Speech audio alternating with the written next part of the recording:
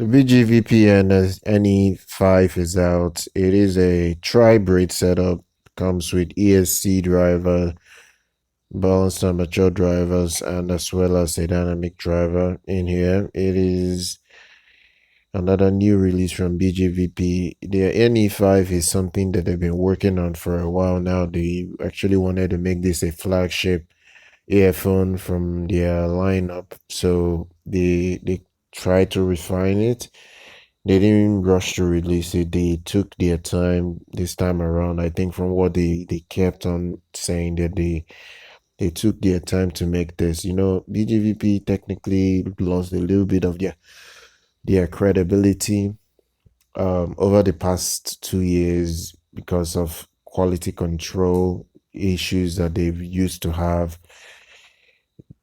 They are trying to bounce back because ever since their DM series came out, they lost a chunk of the trust of the buyers that they had back then. So it became a bit of a problem because whenever they release a new product, nobody really seems interested in whatever they are putting out.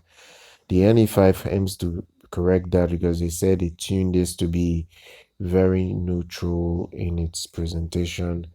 It's coming with nose and Sonian amateurs in here. It's coming with Sonian electrostatic driver as well. It's also coming with an a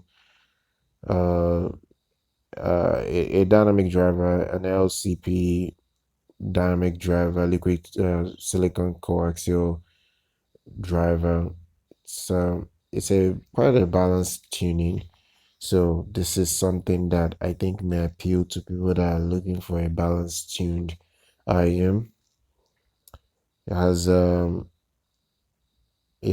a metallic faceplate. They're saying it's well made basically, so that it gives you longevity. So that's pretty much what you're looking at. The same cable they have used for all the IEMs is what they are still using here. You're using an MMCX connector. I'm not a fan of MMCX because we all know what MMCX is pretty much. MMCX don't have longevity most of the time. So that's just one problem I have with with this particular unit. MMCX is not my thing. But they're gonna pair it up with a good amount of nozzle so you can tune the sound to the way you want it to be tuned.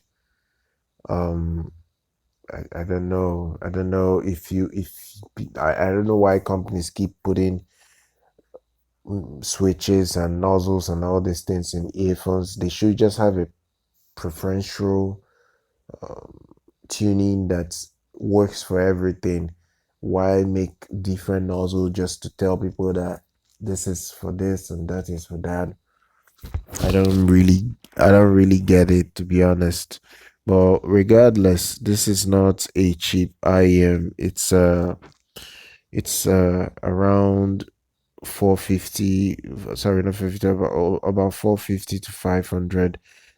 It all depends on what you are looking at getting. Other than that, I would say this looks nice. It's gonna come with ear tips, decent cable, and it's gonna compete with every other $500 sets out there.